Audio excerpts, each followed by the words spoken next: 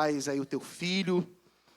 Queremos louvar a Deus pela vida do teu servo, Senhor, que com muito carinho, humildade, aceitou o nosso convite.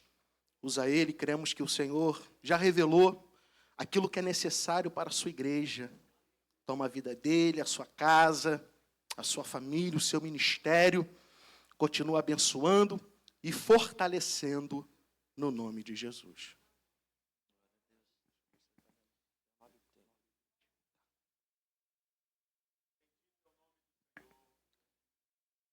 Queridos, a minha saudação é com a paz do Senhor. Quero louvar a Deus por estar aqui esta noite. Agradeço ao pastor Leandro pelo convite e me sinto honrado de estar nesta casa. Que Deus possa abençoar não só o pastor Leandro, mas também o pastor Natanael. Falando com o pastor Natanael, eu quero falar com todos os obreiros, tá bom? Deus abençoe a vida de vocês e abençoe esta casa. Amados, eu quero trazer algo para o seu coração simples, porém necessário. Abra comigo no primeiro livro dos Reis. Um texto muito conhecido.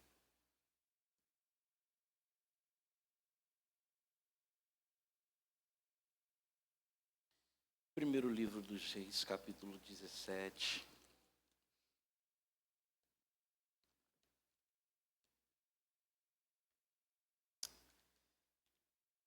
Jesus está aqui, você crê?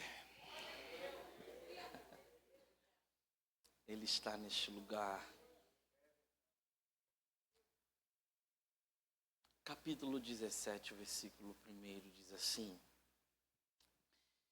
Então Elias, o tisbita, dos moradores de Gileade, disse a Acabe: Vive o Senhor Deus de Israel, perante cuja face eu estou, que nesses anos nem orvalho nem chuva haverá, senão segundo a minha palavra.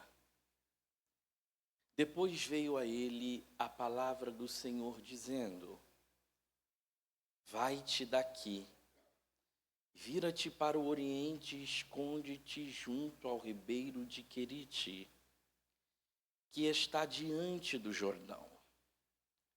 E há de ser que beberás do ribeiro, e eu tenho ordenado aos corvos que ali te sustentem. Foi, pois, e fez conforme a palavra do Senhor, porque foi e habitou junto ao ribeiro de Querite, que está diante do... Deixa o versículo 1, por favor. Fecha seus olhos. Eu quero fazer uma oração. Deus, obrigado por estarmos aqui esta noite. A tua presença é notória em nosso meio. E se não fosse tua presença, o que seria de nós? A esta noite, Senhor Deus querido, eu estou com a semente e o coração deles é o campo.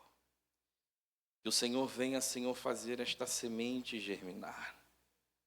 Eu quero pedir ao teu Espírito que me ajude em tudo, porque eu sou dependente dele. Não sai do meu lado não, Jesus. Fica aqui porque eu dependo muito do Senhor nessa hora. E eu creio que os corações receberão da tua voz. E você diz amém.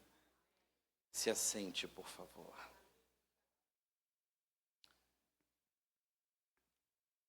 Amados,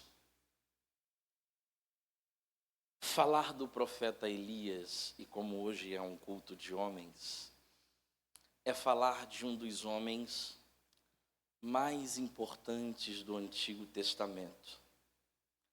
Eu destaco muitos homens no Antigo Testamento dentro da sua particularidade de importância. Porém, nesses destaques, 3 homens no Antigo Testamento vale a pena mencionar, porque, segundo a minha humilde opinião, eles são os 3 mais importantes que o Novo Testamento conhecera. O primeiro é Abraão, do qual descendeu toda a promessa do povo de Israel e do qual todas as promessas estão fundamentadas para a aliança que Deus fez com Israel. O segundo é Moisés, porque foi Moisés o precursor de todas as leis de ética e moral que Deus trouxe ao povo de Israel. Foi através de Moisés que as 613 leis civis foi dada ao povo. E até hoje, parte dessas leis são seguidas à risca pelo povo judeu. E se por um lado Moisés é precursor da lei, por que não falar de Elias, que é o precursor dos profetas? Elias, ele não é um profeta comum, porque ele aparece em um momento de crise. Você conhece a história em que Acabe, casado com Jezabel, vai trazer uma grande apostasia e idolatria para Israel. E Elias aparece nesse cenário em que Israel está em crise, convoca os profetas de Baal, e você conhece a história. Fogo desce do céu. Ele mostra que o Senhor é Deus. A ponto de Elias marcar tanta história de Israel, quando Isaías libera a profecia a respeito dos dias vindouros do Messias, Elias é mencionado como uma personalidade que prepararia o caminho para este propósito. Moisés, sim, traz a lei, mas Elias traz a cara dos profetas no Antigo Testamento. Ele é tão importante que quando Jesus está no Monte da Transfiguração, quem é que aparece do lado dele? Moisés e Elias. E por que é que Moisés e Elias aparecem do lado e Cristo no centro? Porque Moisés, eu disse, é precursor da lei, e Elias dos profetas. E em Cristo se cumpre a lei e os profetas. Então, por isto, é que ele tem esta importância de trazer, de fato, este lugar de Deus no meio do povo de Israel. E Elias é tão conhecido, e o ministério dele é tão impactante. E nós sabemos que quando os profetas de Baal foram convocados junto com Jazer ao Monte Carmelo, Elias, como prova de fogo, literalmente, faz fogo descer do céu, e assim Deus responde à oração de Elias e prova que ele é maior que Baal. Só que Elias é um homem, e como é culto de homens, Elias tem algumas lições que nós, como homens, precisamos observar. Porque quando Elias aparece no cenário, nós, quando começamos a passar isto, falamos que Elias chega até Acabe e ele diz: segundo a minha palavra, não haverá chuva e não passará orvalho. Todos nós conhecemos. Porém, quando a gente examina o texto não começa assim. O texto não começa com Elias chegando e falando com Acabe: não haverá chuva e não passará orvalho. Não, aqui é o exercício do ministério de Elias. Mas o texto começa exatamente assim. Então Elias, o tisbita, dos moradores de Gileade, disse a Acabe. Então você percebe que antes dele falar, não vai haver chuva, e como profeta exercer o seu ministério, antes do ministério, o texto primeiro apresentou a identidade dele. E era Elias, o tisbita, um dos moradores de Gi. Quando o texto apresenta a identidade, logo depois ele exerce o ministério. Aí ele diz: não haverá chuva e não passará orvalho. O homem Elias me ensina o que a vida de todo homem tem que carregar. O quê? O ministério não pode vir na frente da identidade. O texto primeiro apresenta a identidade dele. e depois o seu exercício ministerial. Todo homem de Deus precisa entender que antes do ministério, uma identidade precisa ser gerada. O ministério de Jesus não foi logo apresentado, mas a sua identidade foi primeiro. Se você abrir no Evangelho de Mateus, está escrito: e este era Jesus Cristo, descendente de Abraão, filho de João, antes de apresentar Jesus, ele disse: no princípio era o. Então, antes do ministério, todo homem tem que se preocupar em construir uma identidade. Porque não é sobre o ministério que você exerce, é sobre o caráter que você carrega. Deus disse, olha o que o texto diz assim: então Elias um dos moradores de Gilé. Então o texto não só mostra a identidade de Elias, mas mostra que ele era de Tisbe e um dos moradores de Gilé. Então o texto não só expõe a identidade dele, expõe as raízes dele. Porque toda vez que Deus chamar um homem para usar, ele vai expor suas raízes. Elias é um homem que tem algo muito bom, porque Deus não só mostra o ministério dele, mas Deus também pode mostrar as raízes dele. E o problema é que de muitos homens hoje Deus pode mostrar o ministério, porém não pode expor suas raízes. Porque se expor as raízes do seu coração, você vai ver veneno. Se expor as raízes dos seus pensamentos, você vai ver problema. Se expor as raízes das suas emoções, você vai ver falta. Elias não. Deus está apresentando o ministério, mas está colocando a raiz transparente para todo mundo ver. Não queira ser um homem só de sucesso com o ministério aparente, mas tenha caráter para ter as raízes expostas. Eu vou repetir isso aqui, você recebe? Deus não está querendo só construir um nome em sua vida. Deus está querendo construir um caráter na sua conduta. Deus não quer só apresentar o seu ministério, Ele precisa ter claridade para expor suas raízes. O texto diz que ele chega para Acabe e ele diz: bendito seja o Senhor, cuja face eu estou. Não haverá chuva e não passará o. Ele não chega falando: olha, não vai haver chuva passando no vale. Não. Antes ele faz algo. Ele diz: bendito o Senhor cuja face eu estou. Quando ele diz bendito o Senhor cuja face eu estou, Elias está revelando o nível de intimidade. Cuja face eu estou, ou seja, Acabe, eu estou face a face.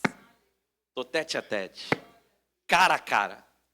Depois que ele exerce, ele mostra a intimidade, ele vai exercer o ministério. Aí depois que ele mostra a intimidade, ele diz assim: não haverá chuva e não passará o. Elias não inverte a ordem das coisas.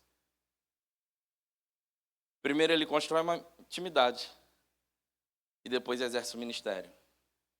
O problema dos homens da nossa geração é que está fazendo o contrário. Está exercendo o ministério sem nunca ter tido intimidade. Não queira mostrar um ministério perante a multidão, se as raízes da sua intimidade ainda não foram fincadas.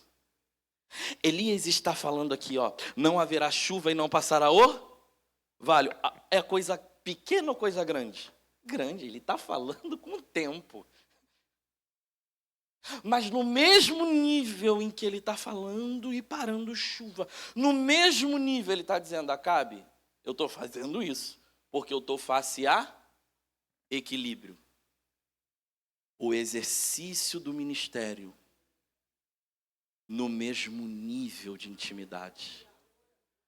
A pergunta, homem, não é sobre o ministério que você tem exercido, é se esse ministério é correspondente com o nível de entrega.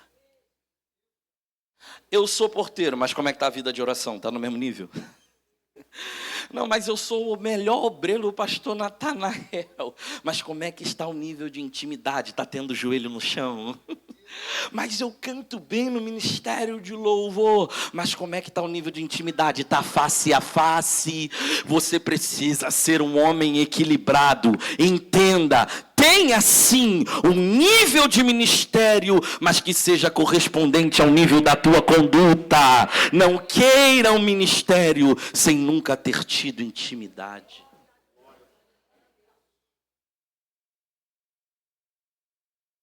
Interessante é que assim que Elias profetiza, para tudo. Aí o texto diz, o céu, o Senhor vai ouvir a palavra de Elias, e o texto diz que imediatamente a voz do Senhor vai chegar a Elias, e vai dizer assim, Elias, retira-te daí e vá para o ribeiro de Querite. Me ajude a pregar, gente, com toda humildade, por favor.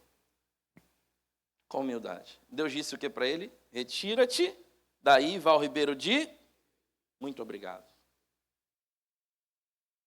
Isso aqui talvez não bate, pastor Leandro, com os meus contextos. Por quê? Porque quando Elias profetiza perante Acabe, profetiza ao palácio, ao rei, ele fica conhecido em todo Israel. Era como se ali o ministério de Elias estourasse. Conhecido, impactado. Quando o ministério dele acontece, os holofotes para ele são virados, ele é conhecido por todo Israel. Sabe o que Deus diz para ele, Elias? Sai daí. Não, mas agora não é hora de ir para o Instagram, não, sai. Mas fiquei conhecido, não é hora de ir para o Facebook, não, sai. Deus tira ele daí.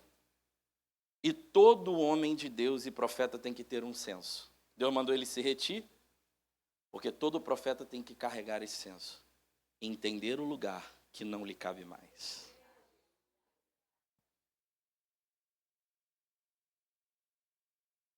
Deus olhou para Elias, Elias está fazendo chuva parar, mas Deus olha para ele e diz, se retira daí, porque a unção tem que estar de mão dada com senso. Esse lugar não te cabe. Não é sobre a unção que você carrega, homem. É sobre os lugares que não te cabe que Deus está mandando você se retirar. Para a unção que você carrega, essa rodinha no trabalho, essas conversas não cabem. Deus está dizendo, sai daí. Para a unção que você carrega, esse tipo de comentário no trabalho, onde você convive, não cabe. Deus está dizendo, sai daí. Para o nível de unção que você carrega, certos tipos de música você não escuta mais. Deus está dizendo, sai daí. O homem de sucesso é aquele que o ministério está de mão dadas com o senso.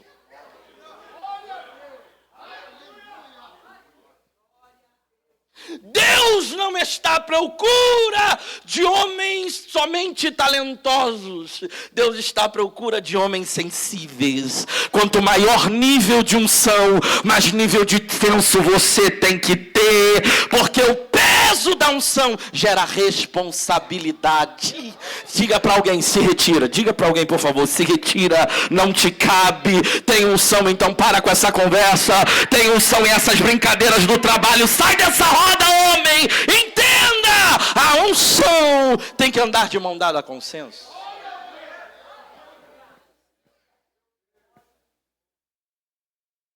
É sobre entender os lugares que não lhe cabem. Só que o interessante é que Deus dá um endereço para ele e diz assim, Elias, vá para o ribeiro de Querite. A palavra Querite no original significa lugar do corte. Em outras traduções, há quem diga quer dizer lugar do corte na medida certa. A intenção aqui da palavra é um lugar do corte na medida certa. Só que olha quem é Elias, pastor Leandro. Elias chega para cá e diz assim, bendito seja o Senhor cuja face eu... tô cara a cara, tete a tete, vai nem haver chuva. Aí Deus olha lá de cima e diz assim, Elias, vem cá, Querite. Lugar do corte. Na medida... Elias está dizendo que está cara a cara com Deus. Elias está dizendo chuva parar. Mas Deus está olhando e dizendo, Elias, mas na minha medida você não se encontra. Porque o fato de estarmos no ministério não nos isenta do quanto ainda precisamos ser tratados. É possível cantar fora da medida. É possível pregar fora da medida. É possível fazer chuva parar fora da medida. É possível estar aqui com terno, estar tocando no instrumento, estar aqui no ministério de louvor domingo, mas ainda longe da medida de Deus. Só que nesse culto de homens, Ele está chamando os homens para um querite, para um tratamento. Não é sobre o exercício, é sobre estar na medida. Você recebe esta palavra? O querite de Deus está aqui para tratar do teu caráter.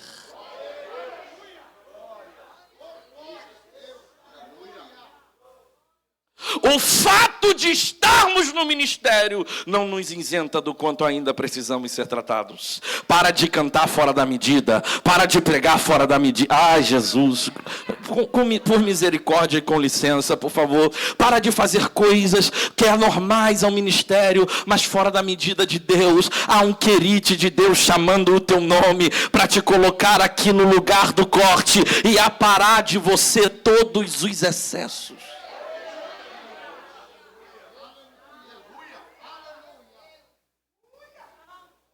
Ao chegar lá,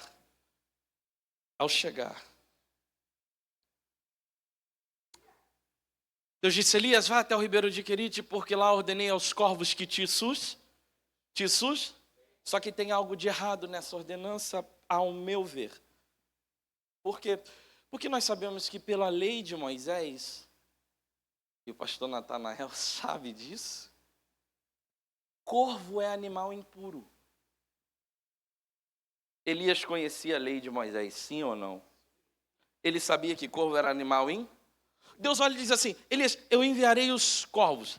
Claro que tem raízes teológicas que dizem que a palavra corvo ali não é o corvo animal, mas é dos viajantes que passavam. Mas eu gosto dessa questão do literal, corvo animal. Só que isso aqui não bate porque corvo é animal impuro. E Deus está dizendo assim: Elias, quem vai te sustentar é o corvo. Elias conhecia a lei, como é que ele vai lidar com isso?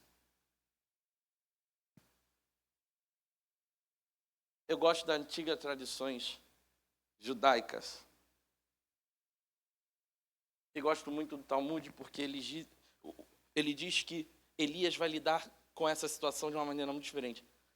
Como o corvo era animal impuro, a Bíblia diz que os corvos vinham pela manhã e ao pôr do sol. Elias sabia da lei. Então, pelo Talmud, como funcionava?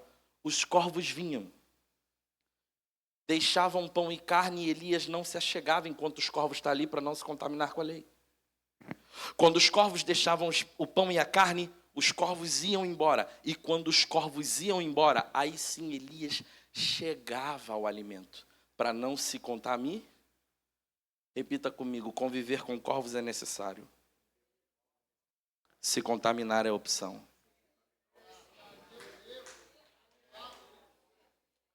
Essa é a maturidade que todo homem de Deus tem que ter. Deus não vai tirar os corvos da sua vida, mas como você se comporta com eles é quando o seu caráter será revelado. Então Deus não vai tirar os amigos do trabalho que só fala de mulher, só fala de coisa que não presta. Ele vai ficar te observando e vendo se você vai chegar perto do corvo. Conviver é necessário, mas se contaminar é opção, homem. Entenda, você vai viver no meio de adúltero, mas você não é adúltero. No meio de prostituto, mas você não vai se prostituir. No meio de fofoqueiro, mas você não vai fofocar. Entenda, a postura que eu lhe dou com os corvos revela a essência do meu caráter. Conviver é necessário, se contaminar é opção.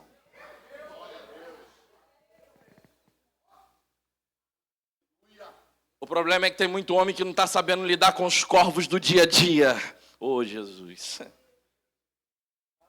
E Jesus está dizendo: eu estou olhando lá de cima você esse dia todo no trabalho, esse dia todo indo para lá e para cá, e estou vendo a tua postura e tem coisa que eu estou reprovando, porque Deus te chamou para esse querite para te dizer: ei, corvo é corvo, profeta é profeta, corvo é corvo, crente é crente. O querite vai colocar a sua postura no seu devido lugar.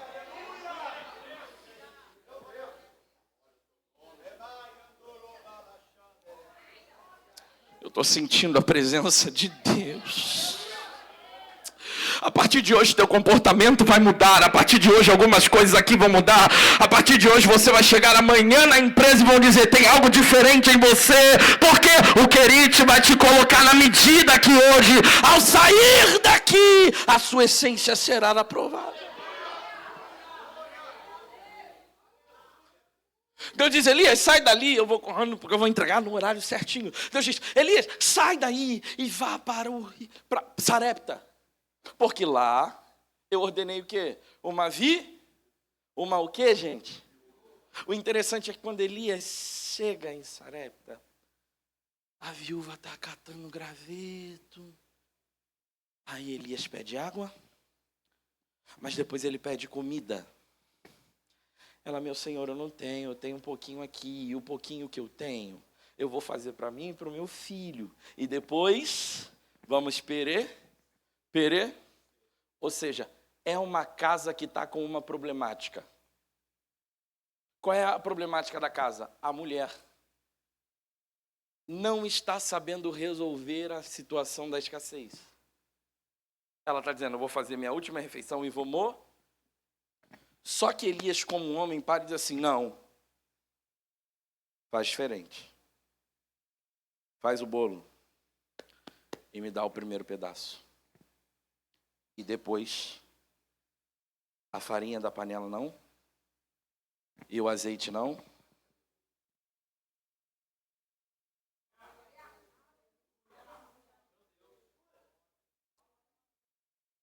A casa estava com uma problemática. E Elias, como homem, deu uma direção. A mulher disse, eu vou fazer assim. Ele disse, não, assim é melhor. E teve morte naquela casa? Porque quando o homem tem voz de autoridade sobre a sua casa, a direção do reino. Se Elias não fala nada para aquela mulher, o que ela ia fazer? Ela ia fazer daquele jeito, ia até a última refeição, e o que ia acontecer? Ela e o filho ia padecer.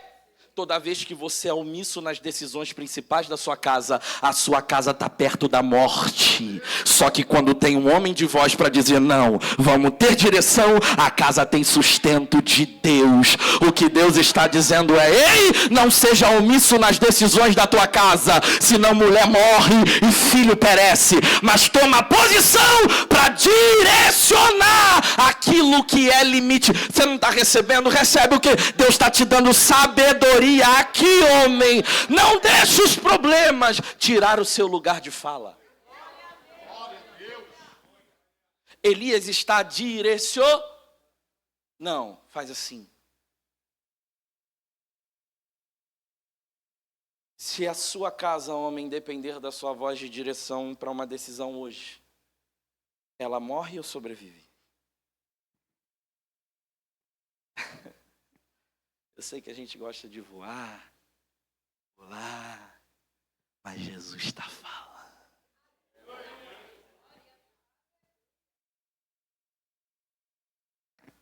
O texto diz que quando ele está ali, aquela mulher tem um filho e o filho adoece. E quando o filho daquela mulher adoece, ele morre. E quando morre, engraçado, que quando ele morre, a mulher chega a Elias e diz assim, homem de Deus, veio você jogar na minha cara minha iniquidade e matar o meu filho? O garoto está morto. Aí sabe o que o texto diz? Então Elias toma o filho dela das suas mãos. O que está acontecendo naquela casa? Descarga emocional. A mulher está com um problema. E ela chega até o profeta que estava se hospedando na casa dela e diz assim, ei, você veio aqui para trazer minha iniquidade? E olha, você veio aqui também para matar o meu filho? Quando ela fala aquilo para Elias, Elias não só ouve, Elias não só escuta, diz o texto, ele toma os filhos do braço dela. E para homens isso é uma lição muito grande. Quando a sua esposa ou quando a sua casa traz as cargas emocionais da vida, ela encontra você conforto e ajuda. Ela traz a carga emocional e fala, ó, tá aqui aqui, ele não só escuta, o texto diz, ele ouve e toma a criança nos braços. Quando dentro dessa casa as cargas emocionais são lançadas, você só escuta e vira as costas, só escuta e se cala. Porque estão pregando por aí que para a gente ser homem, a gente só tem que escutar a mulher sem falar nada e fingir que está escutando, que o casamento vai tudo bem. Elias não, quando ela libera uma carga emocional, diz o texto, ele ouve e toma os filhos dos braços. Quando a tua casa traz descarga emocional, tanto a tua mulher quanto o teu filho, o que a tua casa tem de você? Isso é culto de homens.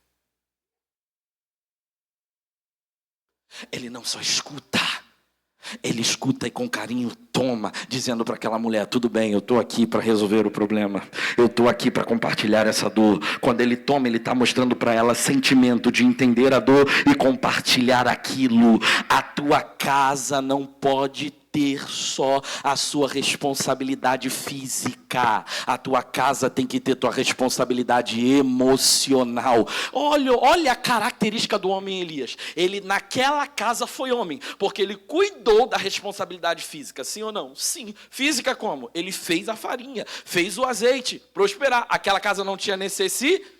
Então aquela casa ali tinha... E a gente é homem de responsabilidade, não é? A gente trabalha, a gente paga a conta. Se abrir a despensa tem arroz e feijão. Só que Elias não faz só ter a capacidade de lidar com as cargas físicas. Quando as cargas emocionais gritam, ele também está dizendo, eu estou aqui.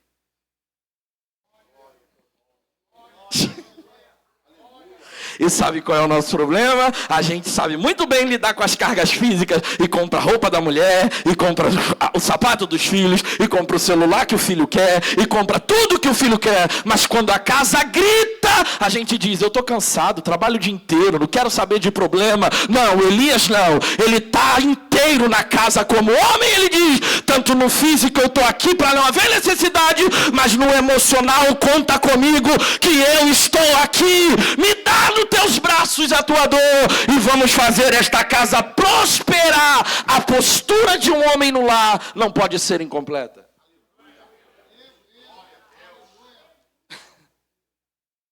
É culto de homens. Eu gosto do texto original, quando diz ele tomou nos braços, o texto diz tomou de uma forma profunda. Ele toma nos braços entendendo a dor. Ele toma nos braços entendendo a fragilidade. Como é que você está tratando o problema emocional dessa casa? É com ignorância? É com resposta? É de qualquer jeito? Ou tendo um coração voltado? Eu sei que é difícil uma palavra dessa a gente glorificar, né? A gente dá glória, aleluia. Mas Deus está dizendo, há um querite aqui para te tratar e tratar tua casa. Você vai sair daqui um homem completo hoje. A tua casa receberá alguém depois novo desse culto. Você recebe esta palavra? Entenda o teu lugar. Finalizo.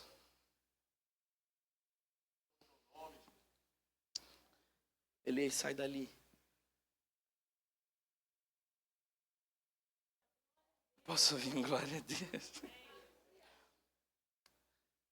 Ele sai dali depois dos anos de seca. Ele vai encontrar Acabe de novo depois de um tempo. E ele vai desafiar os profetas de Baal. Desafiar. O interessante é que ele desafia os profetas de Baal e diz assim, me encontra no Monte Carmelo. Porque uma das traduções de Baal é Deus dos montes. Deus dos montes. Então quando ele diz assim, vamos desafiar lá no Monte Carmelo, ele está dizendo, não quero Baal aqui não, eu quero ele na casa dele. Ele é Deus do monte, então eu quero desafio lá, vamos lá. Para a casa dele.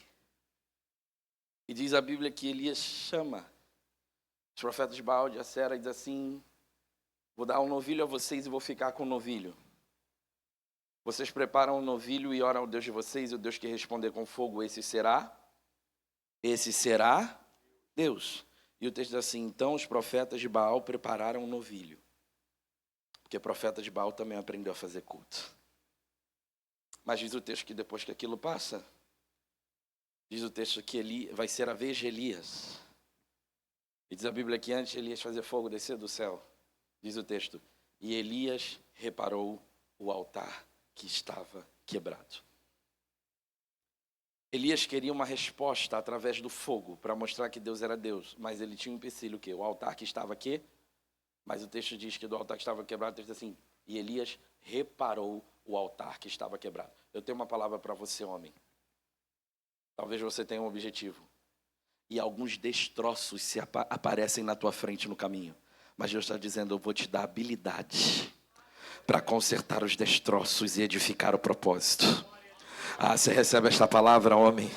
Deus vai te dar habilidade para edificar os destroços. Eu não sei o que está destruído. Às vezes você quer construir essa empresa, às vezes você quer construir essa casa, às vezes você quer construir esse negócio. Só que quando você olha diante de você, a finança está quebrada, os limites aparecem, o dinheiro falta. Só que Deus está dizendo, seja como Elias, eu vou te dar habilidade para colocar a mão no quebrado e fazer do quebrado algo de pé e restaurado. Você recebe isso para 2025? Eu não sei o que vai aparecer quebrado no teu caminho, mas eu sei, homem, que depois que você colocar a mão, o que está quebrado vai ser edificado.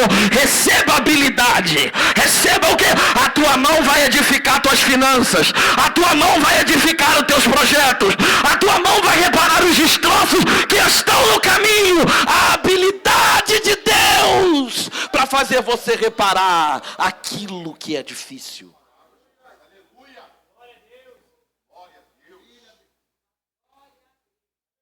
Você pode, pastor, eu posso colocar a igreja de pé? Terminar no horário certinho, 3 minutos.